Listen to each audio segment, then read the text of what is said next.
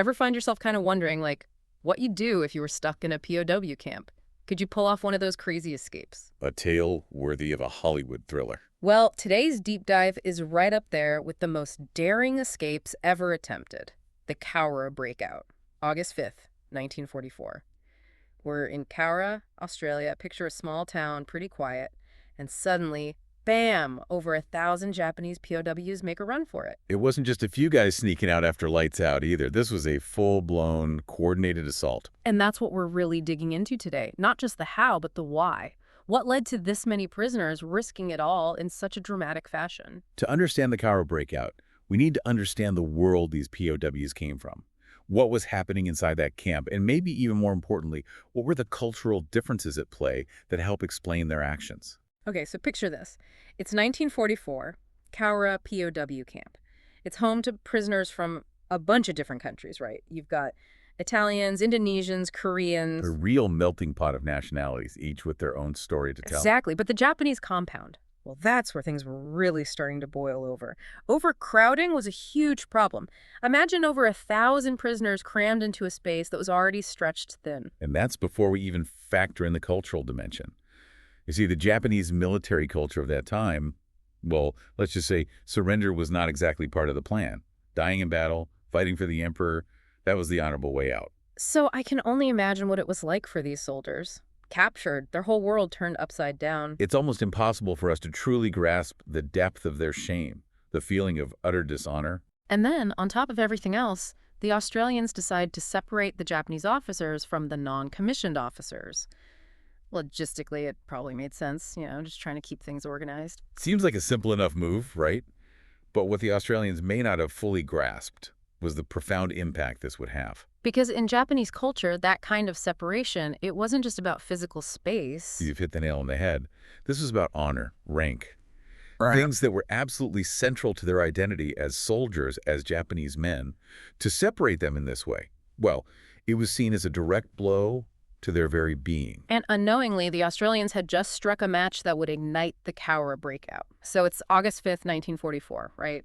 Most of the camp is asleep, completely unaware of what's about to go down. But deep within the Japanese compound, tensions were simmering, Yeah. ready to explode. And then, what? How does it all kick off? A single bugle call pierces the night. Okay, so not your average wake-up call. This was the signal they'd been waiting for, the call to action. Wow. So what happens next? Do they just, make a run for the fences? It was more than just a run. First, fires erupt all across the Japanese compound. They set fire too. Wait, were they trying to burn the camp down? They were burning their own shelters to the ground. Whoa. Talk about going all in. I mean, they were destroying literally everything they had. It was a powerful statement, a rejection of their captivity. Remember, surrender was not an option in their minds. They'd rather risk everything in a daring escape than live with the shame of being prisoners of war. And they were ready to fight for that chance, weren't they? I mean, we're talking about over 1,000 prisoners, but they didn't have guns, right? No, they were armed with desperation and whatever they could get their hands on.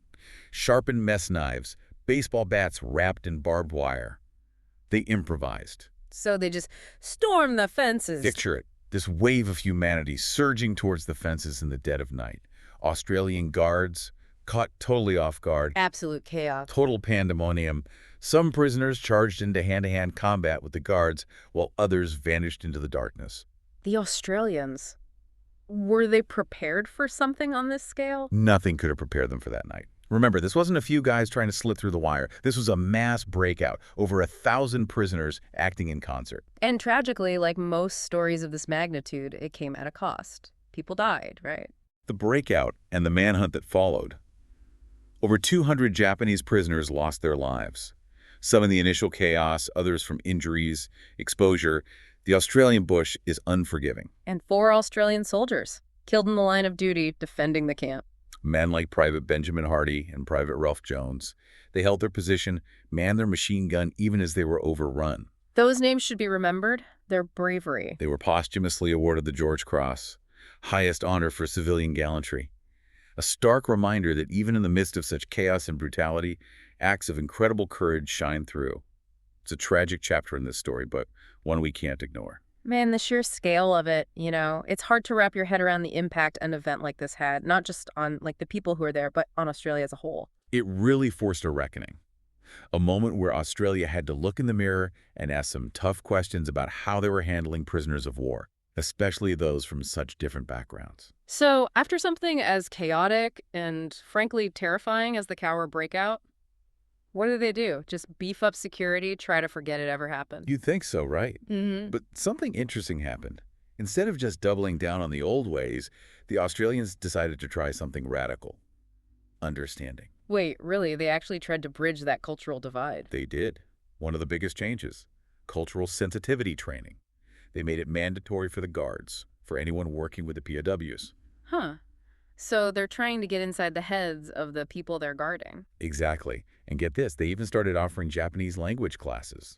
No way. So in the aftermath of this huge escape attempt, this tragedy, they choose to try and connect. It's a testament to the human spirit, isn't it? Even in the face of chaos and violence, we're capable of incredible empathy. And what's even more remarkable is what Cowra became. You mean the town itself? Yeah, you think POW camp, you don't exactly picture a beacon of peace and reconciliation, but Cowra is different. How so? It's now home to the only Japanese war cemetery in all of Australia, dedicated to honoring the memory of all those who died during the war, including those who died during the breakout. So rather than trying to erase this difficult past, they're confronting it head on. And in doing so, they've created something truly unique. This shared tragedy, this moment of intense conflict, it became the catalyst for something unexpected, a deeper bond between Australia and Japan. It's amazing to think that something positive could come out of something so dark. It is, and that spirit of reconciliation is everywhere in Cowra today. They've got memorials, museums. They're not just preserving the memory of the breakout, they're celebrating the power of understanding. You know, it's funny, we started this deep dive thinking about a daring escape, but it's turned into something so much bigger, hasn't it? It really has. The Cowra Breakout. It's about cultural clashes, the human cost of war, and the surprising paths to healing. It makes you wonder, how we choose to remember the past, what we learn from it. The Cowra Breakout, it's more than just a history lesson, it's a mirror. It reflects who we are, how we react to conflict, and our capacity for peace. What do you think, listener? How can understanding the events at Cowra, the motivations, the aftermath, shape how we view conflict and reconciliation today? We'll leave you with that thought. Until next time, keep diving deep.